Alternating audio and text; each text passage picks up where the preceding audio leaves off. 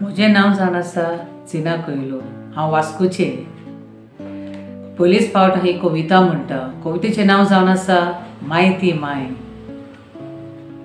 गोंयचो दूदसागर व्हांवपाचो बंद जायत, पूण मायचो मोग केन्नाच बंद जावचो ना। आवयच्या मोगांतल्यान मोग भायर सरतलें। शीम येयत नासलेलो मोग कुसव्यांतल्यान सुरू जाता। आपल्या भुरग्यां सोबें मेघमेड कशी दसन उरता। भुरगीं कितली मस्ती असल्यार तिका आवडटा। आपूण उपाशी रावून भुरग्यांचें जेवण केलायता। आवयचो त्याग सॅक्रिफीस ताकडेन मिसूंक जायना। एकूच आवयचो वेंग भुरग्यांक मोलबा वयली पावलां। सावलेक सोदूंक भोंवतात तांकां ती मेळना। दोंगर कोडून वचत आवयचो मोग सांडचो ना। सोबीतकायेन न्हेसयलोली सरू पाय दुसऱ्या अस्तरांनी एमना। मोलबा वयलो धोव गोडे नाच जायत, कोरण्यो पुसून वेचनात।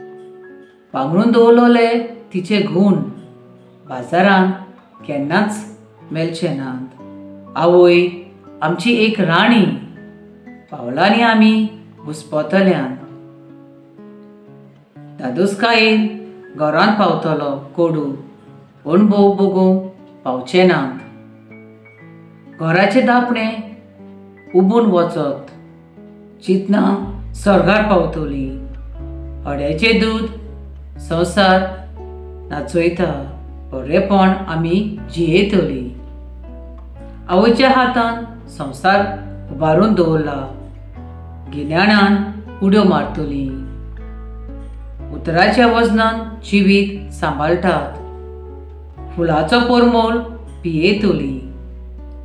कोंबी पोरांक फाकांनी लिपयता, आवयचे सांदे आमचे कुडींत।